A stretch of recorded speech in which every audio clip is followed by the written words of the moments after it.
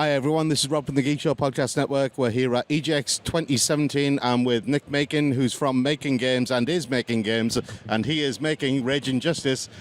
Tell us more about Raging Justice. So Raging Justice is a nostalgic, retro-inspired, side-scrolling brawler.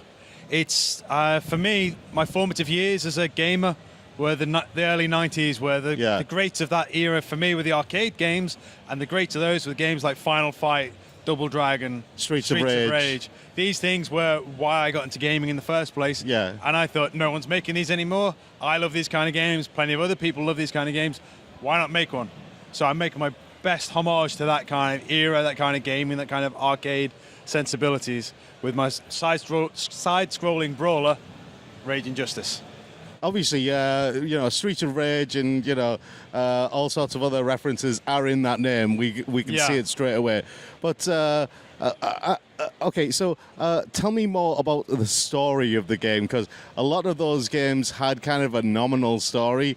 It was like, oh no, so-and-so has been kidnapped. The mayor's daughter's been kidnapped, and the mayor just happens to be one of the best fighters in the city. So we can't profess to say that we've got writing talent on board, and we're not gonna win awards when we know this. This is not what the game is about. But we do have a story.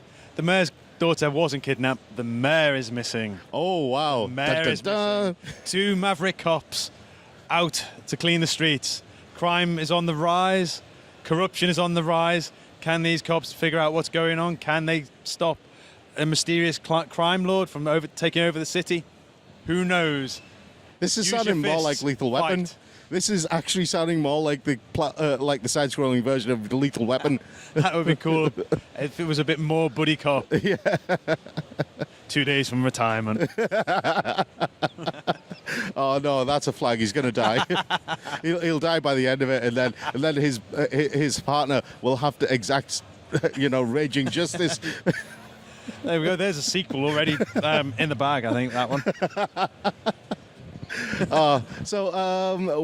When is the game out? So the game, we've finished the last couple of weeks, the actual full game code now. Yeah. We are now just finalizing any final bugs, tweaks from some feedback we've had this at EGX, which has been fantastic for us. And then it's the stuff that nobody really wants to do as an indie dev.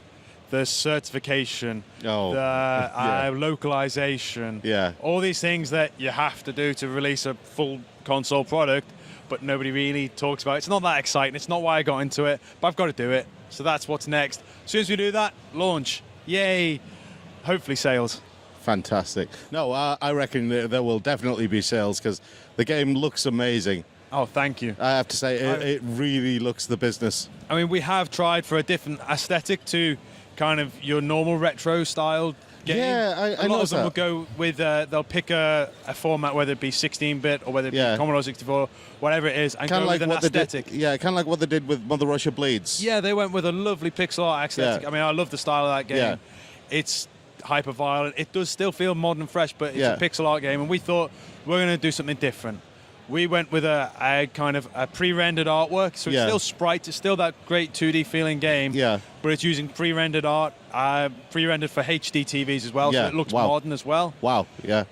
But if you look back to the 90s, pre-rendered was a technique that was used in, probably most notably, Donkey Kong Country. Yes. For Instinct, they used this because they were trying for 3D without 3D, and they did a pre-rendered artwork. So we've got that nostalgic nod towards the era, yet, as I say, we look stunning on a HD TV. Yeah, it's kind of what they had. They had a similar thing in Mortal Kombat as well, right at the beginning as well. Yes, the digitalized Mortal Kombat characters where they film the people. Yeah. Yeah, and that has, our animation technique, again, has that kind of feeling, because it's quite stop frame feeling of the way they move. The gameplay itself is a solid 60. There's no, compromise on that. It has to feel fast. It has to feel snappy. Yeah. But the animation, we're trying to, again, have that nostalgic feel with a kind of nod to the era. Oh, fantastic. Thank you so much for talking to us today. Oh, that's great. I hope everything does go well. I hope you have a great weekend. So do I. Thank you very much. Thank you. Thank you so much.